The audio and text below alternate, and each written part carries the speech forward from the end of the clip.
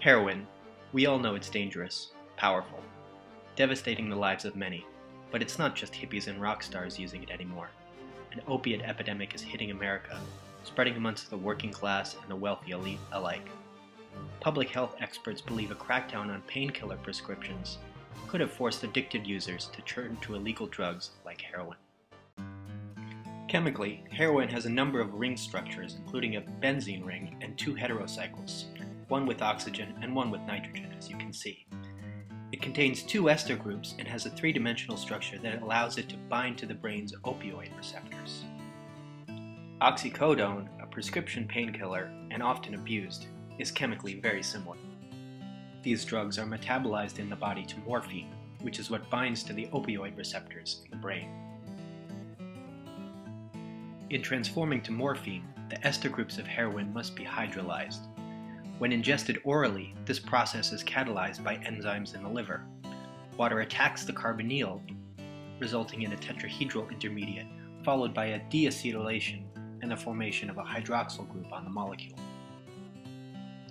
When only one ester has been hydrolyzed, the compound is known as 6-MAM, for monoacetyl morphine. This compound has a separate receptor in the brain and partially accounts for the potency of heroin. When injected into a vein, the ester groups of heroin allow it to skip the liver and go straight to the brain, bypassing the blood-brain barrier. It is deacetylated locally in the brain, resulting in a more powerful, concentrated, addictive high.